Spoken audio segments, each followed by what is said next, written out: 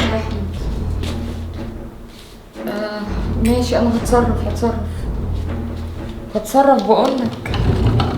طب بس على فكرة، انا ماما ومفيش حد عندي خالص في البيت هيعرف بحوار الشبكة ده.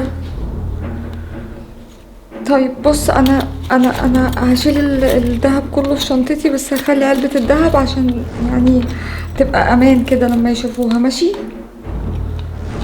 احمد، بقولك ايه والنبي، يعني انت لو مراجع نفسك وعاوز تسيبني او حاجة قولي وانا والله العظيم يعني عادي، انا هتفهم مفيش مشكلة، بس عرفني. ربنا يستر. ماشي يا حبيبي، لا على طول جايلك. باي. اللي انا سمعته ده والله اللي انا سمعته ده صوتك بس عشان ماما، وطي عشان ماما. ماما ايه وزفت ايه دلوقتي؟ هفهمك. هو اللي انت بتعمليه ده مخليه في ماما؟ هفهمك والله العظيم احمد مزنوق جدا، عنده ظروف والله غصب عني. ليه ما جاش يتكلم معانا احنا؟ محرج يا روعه، ما انت عارفه الموضوع برضو يا روعه حساس. محرج من ايه وزفت ايه؟ انت واعيه انت بتعملي ايه؟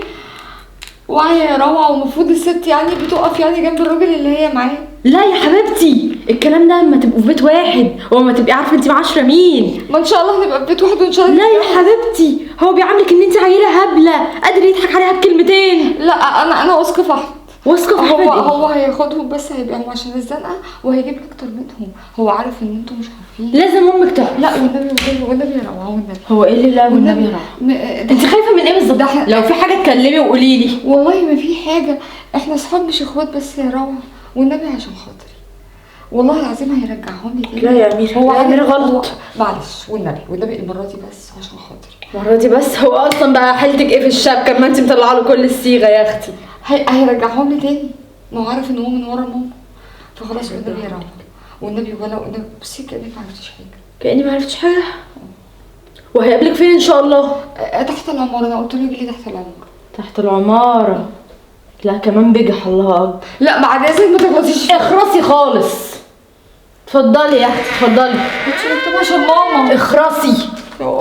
اتفضلي غوري. ماشي. نهارك اسود يا اميره. لا الواد ده انا اصلا مش مطمنه له، لازم ان انا اروح وراها بسرعه وان انا اشوف في ايه بالظبط.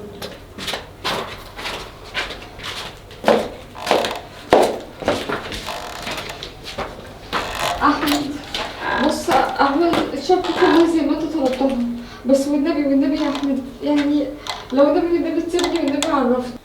والعيال دول بقالهم كتير مالهمش صوت. يا أميرة يا روعة، ما بيعملوا ايه؟ ايه ده؟ وانت كنت فين؟ كنت بره يا ماما قدام الباب كده. امال اختك فين؟ هي نايمة ولا ايه؟ لا اميره بره. بره فين؟ خرجت بره؟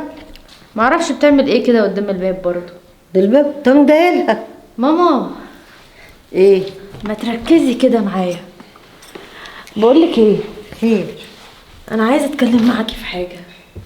طيب يا حبيبتي.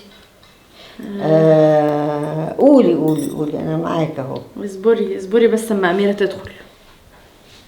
يعني عايز تقولي حاجه اصبري مهمه بس يعني؟ اما تدخل على اوضتها. الو، اهلا وسهلا، ازيك يا ابني؟ عامل ايه؟ ما يعني بقالنا كتير ما بنشوفكش ولا حاجه، وكنا عازمينك على الغدا الاسبوع اللي فات، لا جيت ولا عملت اي حاجه. ماما عايزاكي. ايوه. ايه بتقول ايه؟ ايه الكلام ده؟ دهب ايه؟ عايز الدهب؟ يا ماما يا ماما والنبي عايزاكي ضروري. خير. طيب انت عايز الدهب بتاع الشبكه ليه يعني؟ فهمني لو في مشكله في حاجه، ولا عشان عايز تعمل مشروع يعني؟ يا حبيبي ولا يهمك، ده انا ممكن حتى في قرشين كده شايلهم على جنب، ممكن برضه اساعدك بيهم. ما هو برضه الخير برضه هيعم مع الكل يعني. طيب حاضر ماشي. يا ماما ماشي مع السلامه. ايه يا ماما استني يا اميره. ايه يا ماما؟ بقولك ايه، ده احمد اللي كان بيكلمك؟ ادخلي هاتي الشبكة بتاعتك. ليه؟ بصي يا بنتي هقولك على حاجة. انا شاكة كده بصراحة فيه. بيتصل دلوقتي بيقول لي عايز الذهب، عشان بصراحة في مشروع عايز اعمله ومش عارف مشكلة الفلوس ايه. انا شاكة كده ان هو عايز يخلع، بس بيخترع طريقة عشان ياخد الذهب بتاعه. ما تزعليش نفسك. ما تجيبي الذهب يا أميرة. هاتي الذهب من العلبة جوه في الأوضة، هاتيه.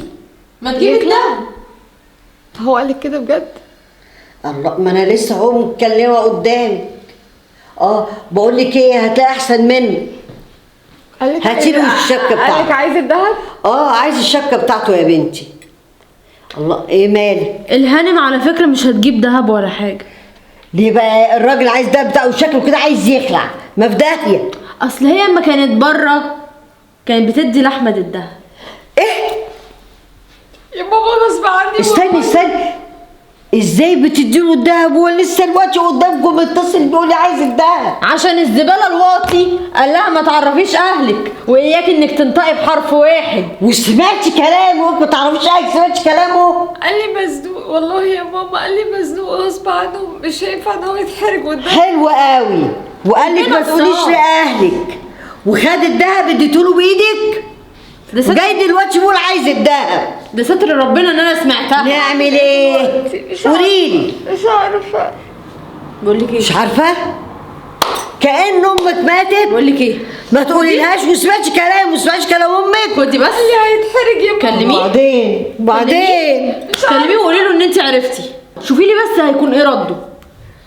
قال لك اي حاجه اديهولي. ده كانت نيته زي الزفت.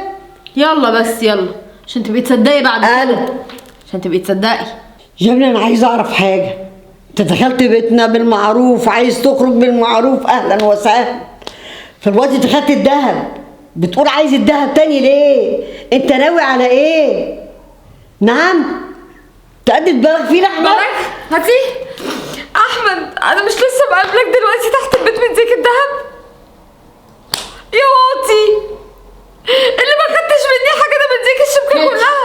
هات التليفون. ايه يا احمد؟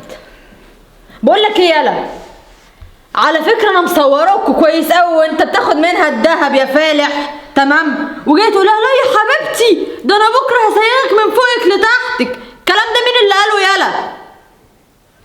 لا يا حبيبي انا كل حاجه يشهد عليها الصوت والصوره، انا ولا انا اللي هتكلم ولا انت اللي هتتكلم. انا بص، انا الوقت حالا انزل واقدم فيك بلاغ واعمل فيك اجدعها محضر. انت ما تعرفناش يا احمد. لو كانت البنت غلبانه وطيبه فاهلها واقفين في ظهرها كويس قوي اتلموا، واحسن لك ان انت ما نشوفش خلقتك تاني. يلا غرفه 60 داهيه. ما عشان ما تبقيش تيجي انك تقولي لاهلك. انت مصوره بجد؟ والله الحمد لله كده معانا دليل اثبات. كنت متاكده ان الواد ده زباله ووسخ، اللي نيته صح وشارب جد يروح البيت من بابه ويتكلم مع اهل الواحده، ما يتكلمش مع الواحده. مهما كنت انت بنت في الاول وفي الاخر ليكي اهل ان هم يترد عليهم في اي كلمه. لو اختك بقى ما كانتش صورته كان ودانا في داهيه، كان فعلا راح يعمل بلاغ ونصبوا عليا. شفتي بقى اخر بقى مشيت بدماغك. مفيش حاجه اسمها ثقه، مفيش حاجه اسمها ثقه يا حبيبتي. طول ما هو لسه مش جوزك وحلالك قدام ربنا ما تديلوش اي شيء في الدنيا. وحتى اما تبقوا في بيت بعض لازم ان انت يبقى في امور لبيتك وامور ما بينك وما بين اهلك، مش كل حاجه انها تتحكي له ولا كل حاجه ان انت تحكيها ليه. قولوا لنا بقى دلوقتي الصح ايه؟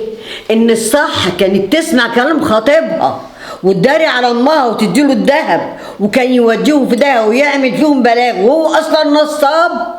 ها؟ ولا صح كانت تيجي تقول لامها يا ماما ده بيعمل كذا كذا كذا، كان يبقى كل حاجه على ايدي. وللعلم يا جماعه دي مشكله حقيقيه جدا، والبنت بعتت لنا على الصفحه وهي مستنيه ان هي تشوف ردودكم هتكون ايه، متابعه تعليقاتكم.